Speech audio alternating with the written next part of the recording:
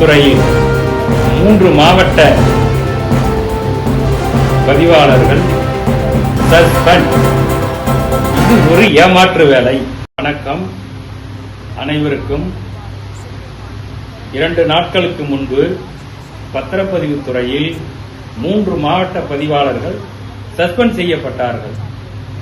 ஏன் எதற்காக சஸ்பெண்ட் செய்யப்பட்டார்கள் என்றால், அரசுக்கு வருவாய் இழப்பீடு செய்வதற்காக சஸ்பெண்ட் செய்யப்பட்டார்கள் என்று பதிவுத்துறை செக்ரட்டரி உத்தரவிட்டுள்ளார். இது எப்படின்னா, முதல்வருக்கு நல்ல பேர் எடுத்து கொடுப்பதற்காக நடத்தப்பட்ட நாடகம். எப்படி என்று பார்ப்போம். இவர்கள் 3 பேர் தான் அரசுக்கு வருவாய் இழப்பீடு செய்தார்களா? கொஞ்சம் நினைச்சு பாருங்க. கொஞ்சம் நல்ல ஆழமா போய் உள்ள விட்டு பாருங்க. யார் யார் இழப்பீடு செஞ்சிருக்கான்னு உங்களுக்கு நல்லா தெரியும். முதல்வர் அவர்களே, உங்களை ஏமாற்றுகிறார்கள். நீங்கள் ஒரு நாள் பலியாக போகிறீர்கள். இது உண்மை. பத்திரப்பதிவு துறையில் சுதா மல்யான்னு ஒரு அம்மா இருக்காங்க, பத்திரப்பதிவு துறை தலைவர். அந்த அம்மா செய்யாத வருவாய் இழப்பா?